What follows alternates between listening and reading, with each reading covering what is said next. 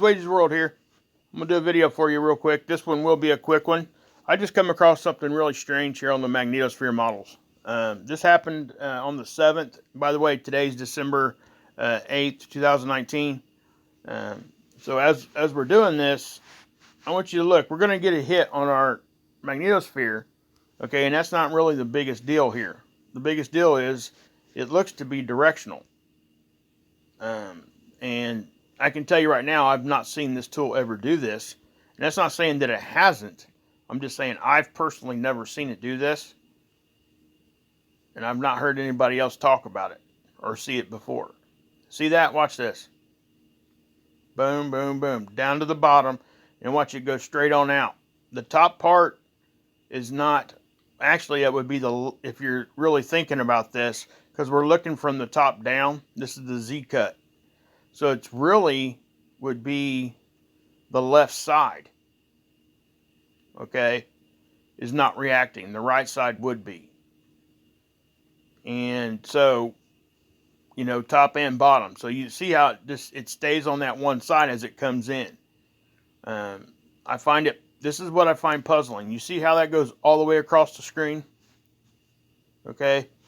But before we talk about that part, do you see the color of the particles here that's representing the general shape of our bow shock is light orange, right? Well, if you go one frame back, okay, see how bright that is? Usually that bow shock color does not change until it actually gets hit with the wave, okay? So we go to the next frame and then look at that. It's like somehow the density changed there, guys. Without nothing. I mean, it's almost like the polarities were the same. So you know, if you got a magnet and you got a positive going against another positive, they'll repel from one another. It's almost what that looks like. It didn't even touch it yet, but it was strong enough that they reacted with each other. And it almost looks like it pushed some of those particles on through. Or, I don't know if this is even possible. This is just me thinking out loud. If they have opposite polarities, if maybe one got drawn to the other. I don't know. But as we watch this, you see how it does that? Okay, how do you go from all the way across the screen here, right? And then all of a sudden, all you get is here. See, watch. See that? That would mean that would have to be coming in at an angle like this. And traveling that direction. What makes me not think that that's what happened is because of these arrows. These arrows are still saying that it's coming straight in. So what caused those particles to come down that way without it being the actual solar wind part? Okay? Why did the density change like that? I don't know what this is. Okay? I'm just telling you that right now. And you can see it pass on through like that. Now, I will say this. Sometimes we forget the simple stuff. There is a chance that that is just the cutoff line of whatever hit us. Okay?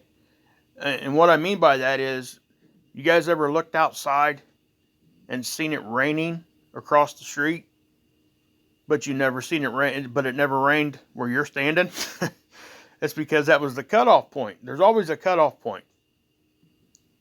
Did we see, I mean, the chances of us seeing a cutoff point is probably pretty little, very, very low, but that chance does exist. Like I said, if you see it raining across the street and it ain't raining, it never rains where you're standing, that is the cutoff point. That's actually pretty rare to see, even for us here on Earth, just looking at rain. I've only seen it a few times. Okay, so is that what we're seeing here? I don't know. I'm just saying this is an observation that I made, and something else I'll tell you right here. The wind speed, if you look up there, it didn't really change much. Okay, after Watch. After that hits and goes through, then it picks up speed. See that? Okay. So I want to show you guys this too. When we do get a wave,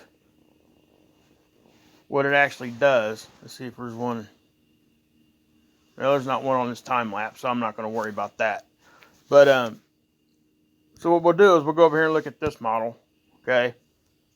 Again, this is a top-down view. Okay.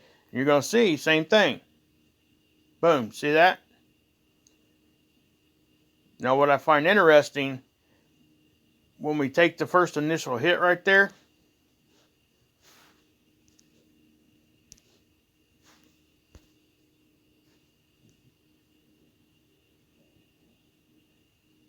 let's see if I can't stop it in the right place. Right there. You see that? You know what that looks like to me? It didn't look like anything came from this direction. Like it would have to if what we've seen on that other model was to be true. It gets dented in. I'm using dent as a very, very loose vocabulary there. But it's getting pushed that way. If it was coming down from this direction, we would see it, bending this way, not that way. So this is really puzzling to me. It's almost like we were I don't know. I'm just wondering if this isn't something like a interplanetary like shockwave effect that we were talking about before. Like when you have a solar wind that's going at 500 kilometers per second, and then you get solar wind that gets generated from the sun behind it, but it's traveling at 700, and when it catches up, it actually causes what they call an interplanetary shockwave. Is that what we're seeing here? I don't know, but all I can tell you right now, it's very, very odd. So let's look at it on this one so you guys can see it on this one too, because it shows it on all the models. Yeah, let's see here. Yeah, we're way down here. Okay, this is a good one to show you the. Okay, now see this? See how the orange is out there? Did Bowshock change color there at all? No, it didn't until he got hit. See?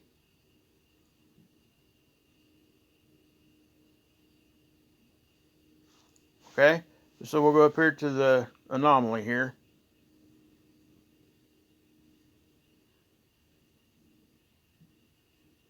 Look at that. It's almost like it drew it, Something, to me, it almost looks like something was drawing from it.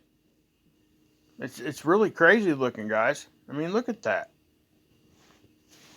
So I'm going to pause this for a second, guys. I'm going to show you a different model. Okay, guys, this is another model here, okay? This is the geoelectric field model. So what you're looking at is a model trying to represent our electrical grid, and when you see this thing move around and do different colors, it's showing you that the potential for electrical grid issues is there. Okay? That's essentially what this model's showing you. As you can see, it's got dots. Those are plot points for this model. Okay? Now, Troy Manning, remember he's the one that caught the one before when it was going all crazy in a bunch of different colors. He was on point there, man, and he grabbed it, recorded it, and and alerted all of us about it. Well, he caught this one too. Okay, now this model has not been. It's very new. Okay, so it's like 6 or 7 months old, I think. So we've only been able to see this for a few months. Now I don't know if this is a model flaw. Okay, it could be, but I don't know. I can't say for sure. What makes me think that it's possibly a model flaw is because in the center of each one of these anomalies is one of those plot points. Okay? If you look down through there, that's as far as I can zoom in. But the middle of those little diamond shapes is a plot point. So I don't know if this is it is in a straight line right there too. So I don't know if this is a model flaw. If it's not, man, yeah, that would have to be something that was intelligently controlled. That wouldn't be something that nature caused. No way. Okay? So if that's an actual real signature, that would have to be something that was done on purpose. Okay? By an intelligent something or other, whatever can do that. And again, like I said, the model is new. So I just wanted to show that to you. It's a great catch because if it does turn out to be a model flaw or whatever, at least we know. Okay, because this model is kind of new. So I mean, I do really want to understand what this is, so we don't, think this is something we really need to be looking at when we should be, or vice versa. So, but Troy did a great job catching that again. That was pretty cool. Anyway, yeah, go over and check his channel out. He started a channel and stuff basically because of that capture, and he decided to start posting videos, which I think is great. So go support him over there at Troy Manning. Go check out his stuff. He does a lot of drone footage and stuff too. It's pretty cool. But anyway, hold on just a second. Okay, guys, I got you over here at spaceweather.com. They did an article here on that the interstellar comet that's supposed to be coming by 2 astronomical units away, which is outside of Mars in relation to us. But as it makes its approach to the sun, they don't know what this thing's going to do.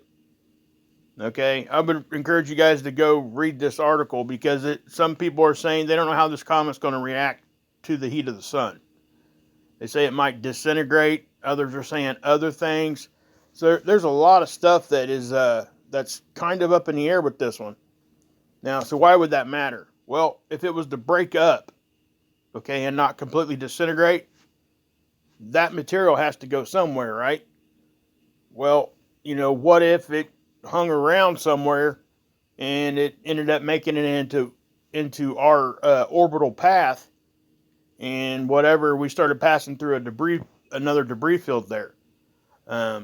So that is a possibility, and obviously, I mean, it's a bigger asteroid, but it's not like we would think when we talk about debris trails and stuff. So they just don't know. There's a lot of up in the air type of stuff here. Let's see, what does this say? React in unexpected ways. So here's the actual article part. Okay, just go over and check it out, guys. Scott actually did an article on this particular asteroid. He posted a video actually on his channel too about this. So I'll leave some links there to that, guys. But I just wanted to give you guys that one, and then look what they're saying here. I reported on this yesterday. This is I haven't read this yet. So, cosmic rays are intensifying for more than 4 years. Okay, you see this chart? Look at that. So, and that would correspond, I think, if I haven't checked this, but it is. If you look at this, okay, the last 4 years, starting in 2016, that's the number of sunspots that we had that was Earth-facing for the whole year. Okay, so in 2016, it was at 32, which is above zero, obviously, from the year before. Okay, then you progressively go up. So what you're seeing here is lack of sunspots. And so when we see lack of sunspots, what's that equate to? That equates to a less active sun. So the sun basically goes to sleep for whatever, and that does weaken its electromagnetic field, its protection for our solar system. And that's why these cosmic rays get in. So this data that came in is basically saying the same thing that this is. Okay? It just doesn't include the cosmic ray here. It's just telling you how many spotless days on the sun. But with this data coming in, guys, I mean, it's crazy. Now, something else that this site does, I think, is really cool for people. You can go down here and you can check out near-Earth objects. Okay, what is, let's see here, on the 8th. That is, I'm not sure if that, the asteroid I just showed you is on there or not. I'm not sure if they consider 2 astronomical units near-Earth objects. I wouldn't think so, because that's a pretty good distance. But it is, in the grand scheme of things of space, it's still pretty close. But you can go here and you look at all kinds of different, whatever asteroids that have been detected. Sometimes new ones that get put on here, because sometimes they don't see them until they're right here. And then they start plotting them, and then they can watch their position. And find out what kind of orbit and how close they're going to be and all kinds of things like that. Now, this is really what I wanted to show you. Okay? This is something that they do. They've actually started their own system up, and they've actually are able to issue warnings and stuff for flights, for cosmic rays, for radiation type of stuff. Dose rates. See that? Ordered by dose rates. It even goes down to specific flights. Puts the names and everything, guys. So if you guys are frequent flyers or what have you, you can go over here to this site, guys, and go down there and check and see if your flight is going to be in one of those more intense areas. Okay? And again, I think it's great that they're doing that, because it could help people that do frequently fly. Keep them from getting sick if they're flying too much, what have you. But yeah. Okay, guys, I'm going to show you this one more time, okay? And then I'm going to get off here. But I really thought this is really, really strange, guys. I don't know what's causing this, obviously. But let me show it to you one more time. Okay? Watch it come in. Let me make that smaller. Boom. See that? Okay?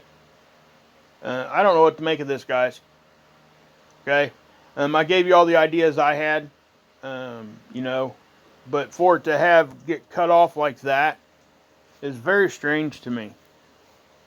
You know, especially taking into consideration that the directional arrows of the solar wind itself never changed. Just the density. That color is just density, guys. It's not showing you direction. What's showing you direction are the arrows. Okay? It's just telling you in that section where this is at, the density of that material. Okay? So for some reason, the density changed moving in that direction. The solar wind speed and the solar wind was still blowing the other way. Straight. So I know it's kind of hard to understand that, but yeah. So look at that. It just blows my mind. But anyway, guys, I am going to end it here. I might come back with the video later on today. I seen that and I really wanted to get it out to you guys, let you guys see it. So also there's some meteor showers coming. So pay attention to that. I think it's a Gemini meteor shower. So it should be pretty impressive from what I hear. But anyway, guys, you guys have a good Sunday, good weekend, good early next week, and yeah. God bless. This is Wages World, where truth is sought and fear does not exist. God bless, guys.